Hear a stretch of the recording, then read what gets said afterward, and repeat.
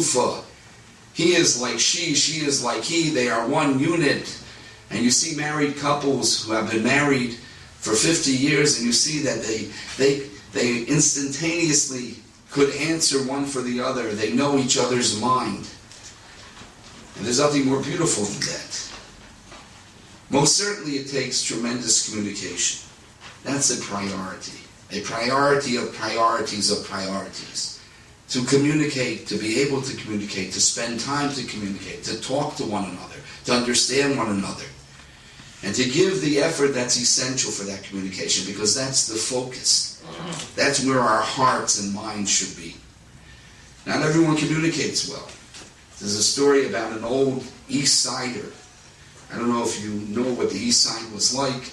I remember it. There's not that much left, but there was such a thing as an East Side Jew. There still are East Side Jews. A certain pashtus, a certain simplicity. And there was a man, his name was Mr. Kartoffel, we'll call him. Mr. Kartoffel went to the same restaurant in the Lower East Side for nearly 30 years. I think I was in that restaurant. And he always ordered the same thing, a bowl of chicken soup, a Danish, and a black coffee.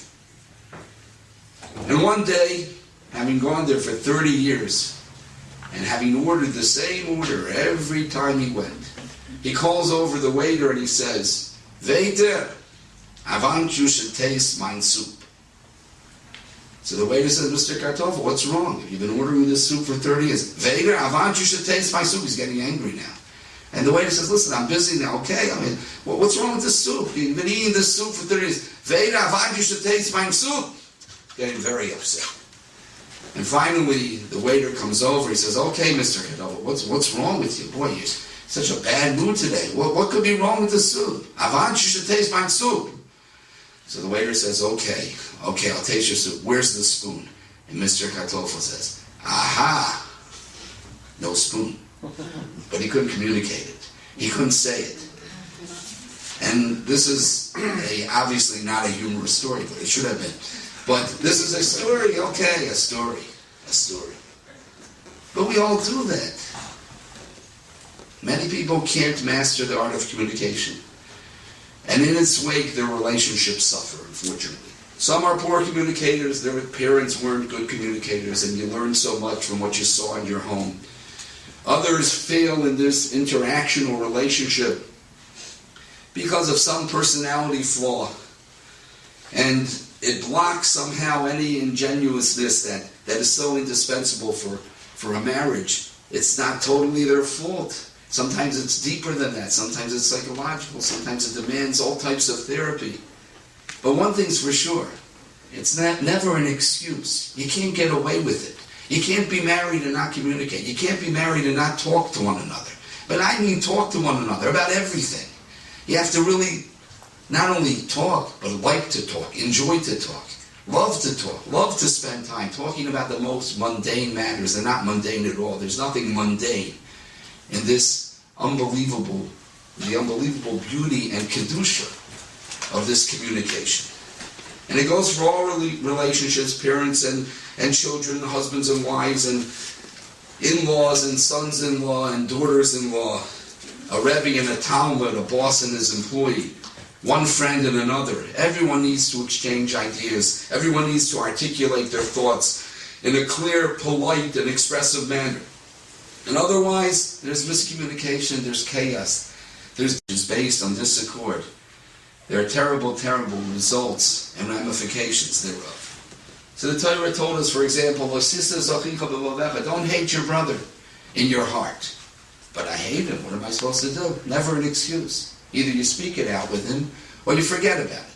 If you're maver on your midas and you can somehow put it behind you and not have any hostility toward him, and you really mean it, it's a gewaltige skus, moichlon loyalkol v'noisav. In a sense, we should ask people, please insult me, do something to hurt me, I'll forgive you, and then Hashem will forgive me for all my sins. It's kind of the greatest thing He could do for me. But not always can we do that, not always should we do that. Otherwise, we should speak it out and communicate it, but not hold it in our heart. Unwarranted hatred is sinas chinam. No reason for it. There's something you could do about it. You have to communicate your feelings with softness, with respect, but without inhibition.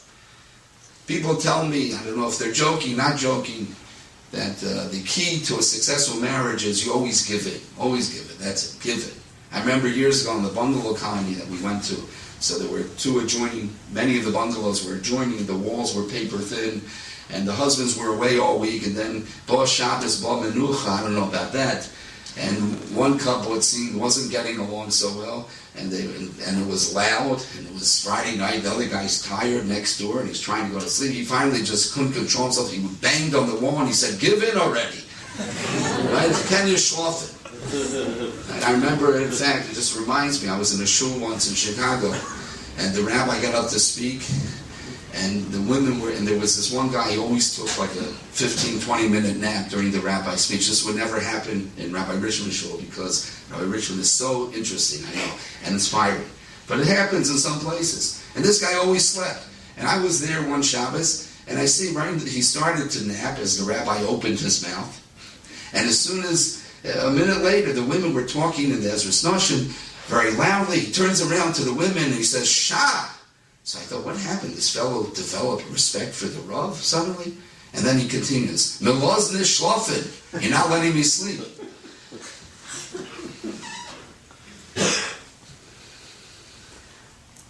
It's hard to listen, to be a good listener. That's really difficult, but that's essential. So my people tell me, you give in, that's the way to communicate. It's not communication, it's giving in. Of course there are times you should give in. Of course, to be able to say you're sorry, to be able to say we'll compromise, to be able to sometimes relinquish totally, to be maver your midas. But to think that that's what communication is, it's not communication. That's I gave up. Gave up, give in. It's not communication. Communication is to talk and to listen and to consider and to think and to work at it. Nobody wants to work. It takes too much effort. No, I can't. But this is the focus of your life. This is the priority of your life. You must work. Without it, oyvei, Shem Yirach. Marriage is not a simple thing. It's an element of kedusha. It's so crucial to our growth, to the actualization of our koiches, hanefesh. It's shleimus. Every Sheva Brachos, they talk about Shleimus, and other Sheva Brachos, drasha about Shleimus, and then somehow the gematria of the Kala's name is the same as the Chassid. But it's true. And if you don't know that it's true, then you're missing something. There's a Shleimus, there's a plan here. It's Bashir, it's from the Rabbi Shalom. It's the fusing of neshamas, two parties. A man and a woman. Yes, men are from Venus, Mars, I forget, and women are from the other place, Yerushalayim, B'nai B'ram. Right? Women and men are different, of course. And every two people are different. But somehow this man and this woman, they met and they dated and they found a rapport one with the other. And feelings developed and their likes turned into love. They were engaged and married, but they're still different. And very different at that. And they're going to find out those differences very quickly. But it's for those differences that create this shleimus when they communicate, when they talk, when they listen, when they prioritize, when they're focused, when they want it, when they understand it, when they appreciate the gift of one another. When they know that which is before them, it brings out their koiches. When they're oimeh b'nisayin, Avram Avinu, we heard all about Avram Avinu and the nisyonis. Nes, Nisayin is a lashon of Nes, V'sa Nes, the Kabbos Govi Yosenu, a banner that's held high, it raises up a person. We don't want difficult Nisyonis in life. Hashem should spare us from terrible, terrible Nisyonis that unfortunately some people, we hope it's not us, have. But everyone has Nisyonis, and marriage is a Nisyon. Every time there's one of the many inevitable disagreements in a marriage, it's a Nisyon, how to handle it and how to grow from it. And to become bigger from it. You work at a job from 9 to 5, you don't get along with your boss, it's not exactly where you want to be, but you do it because you have to make a living. Okay, you can leave at 5 o'clock, you go home. In marriage, it's 24/7, this is it. And for good reason. This is where our shleimus lies. This is how we're going to become bigger. This is how I'm going to learn about myself. Every yeshiva bacher knows who has never dated and begins the dating process that he starts to learn things about himself that he never thought about. All of a sudden, he has to make decisions about what is important to him. things that perhaps